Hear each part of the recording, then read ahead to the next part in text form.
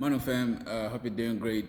So today I want to touch on the aspect of abortion and how it is wrong, like on all levels. It is wrong and should not be tolerated. Sorry, we just had a power cut, and that's how you can hear that noise in the back. But my focus today, honestly, is like abortion and how it's like wrong on all levels, and we can see how the world is falling apart, honestly, in terms of how a lot of countries are on the rise demanding or calling for abortion rights, like it is happening in the United States. And one thing that people don't really see is that, or realize, check closely. You will find that a lot of people who will be calling for abortion rights are a bunch of cowards who don't want to take responsibility for their actions. They want to engage in sexual intercourse for pleasure, knowing very well the consequence to follow, right? And then when the whole aspect of pregnancy comes about, and because they can't take responsibility, they'll be like, let's call for abortion rights. Abortion rights, abortion rights. There's a reason why God designed sexual intercourse for marriage. But sadly, as a world, because of our desires, our sin problem, we've twisted God's gift to glorify us in many ways, right?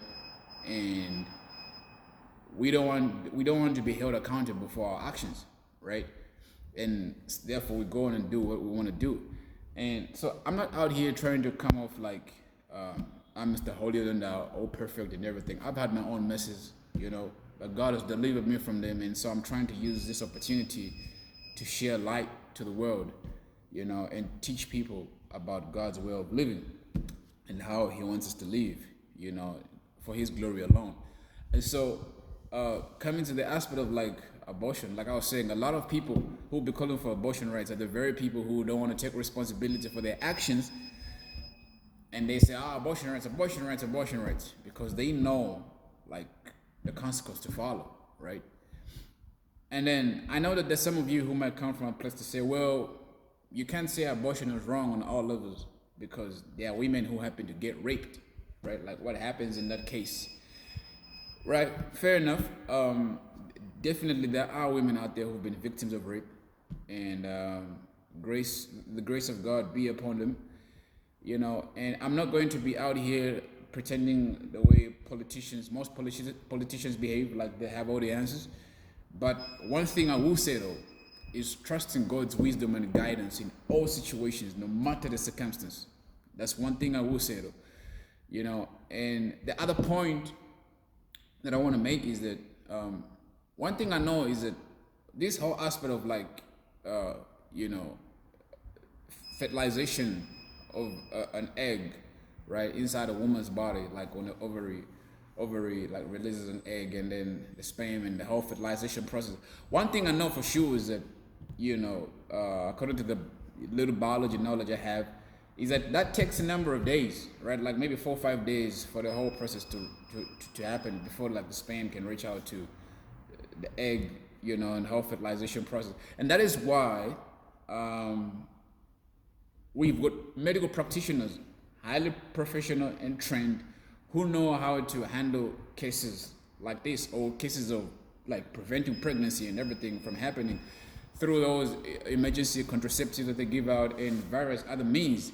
They're the people who know well, right? And I feel like these are the people who also should be taken out in places like rural areas where a lot of people don't really have access to such facilities and everything, and educate these people on such matters.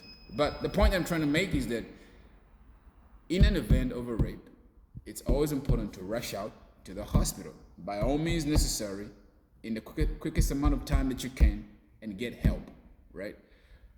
But my main focus really on this topic is addressing those people who be calling for abortion rights, knowing very well that they were getting into these sexual pleasures and other things, for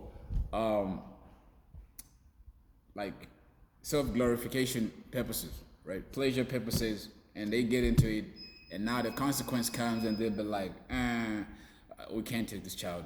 No, we gotta abort. Those are a bunch of cowards. And that is why I'm saying, like, abortion is wrong. And now I know that there are those ladies who, or you might find yourself in a circumstance where, let's say, you discover that you're pregnant, and you go open up to your boyfriend or something and say, hey, look, I'm pregnant, right? And then there are those guys who are cowards, right? And they don't want to take responsibility. They tell the girl, say, I know, you gotta abort the child. And the girl on the inside genuinely should say, no, I don't want to do that. Like, me and you are in this together. We knew what we were getting into, and so let's take care of this child. The guys will be like, no, I can't do that. I remember one time there's a guy I know when we were back in university. His girlfriend told him that I'm pregnant, and he goes on to tell the girlfriend, say, no, you gotta abort the child. My mom sent me here for school. And so if she hears that I impregnated a girl, I'll be in trouble. Duh, you knew what you're doing, right? Like, you can't leave your girl vulnerable in such case because you're scared of your mom, right? You should have thought of all these things before, right? And so, anyway, like I said, like there are those cases where ladies are like that, and there's many ladies out there that I've met that know that genuinely they don't want to abort. They just say, you know what?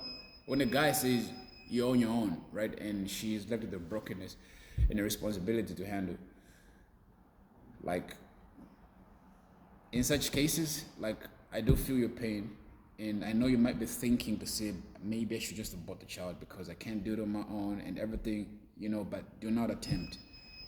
The beginning of life on the inside of you is surely the beginning and shaping of God's hope and destiny for the child. And do not in any way attempt, but trust God and get counsel. If there's one song that I would recommend many people to listen to, I love so much, it's a song that was done by one of my favorite rappers some years ago. The song is titled Beautiful Life by Trip Lee. Go check it out. Trip Lee, that's TRIP space LEE, Beautiful Life featuring Veros. In the song, it Trip Lee articulates the whole aspect of abortion, right? In verse 1, talks about a lady who, let me say, I think she was naive and, being in love and everything, like making love to a boyfriend, and then she falls pregnant, and now she's faced with this outcome that she can't take, and she wants to abort the child. And then Trip Lee, in the song, rather, like Vero is coming on in the chorus to say, don't abort, that's beautiful life. Like, there is hope, and God has a purpose for the child, right? In verse 2, Trip Lee talks about a guy who has a girlfriend, who's pregnant, and he's probably thinking of aborting, but then he advises against it, knowing that there's beautiful life. And if there's one thing I love about the song as well, is that in the end, Trip Lee also addresses those people who may have been already, who've taken the step of abortion, and now they're living in regret and condemnation and everything. But there is grace and love and hope for you in Jesus Christ if you're called to Him. You don't need to live in condemnation. He'll wash you and heal you of all your brokenness and all your pain, and just call on Him today and He'll heal you. So I recommend that people listen to that song. It's really a beautiful song and so touching, so this is like what I really wanted to say, honestly. Like, abortion is wrong. It should not be tolerated in any way. That's termination of a life. Trust God in all situations, and He will take care of the matter, right? So, I'm one of those people who don't support people calling for abortion rights. They say, "Oh, women deserve rights to their bodies and everything."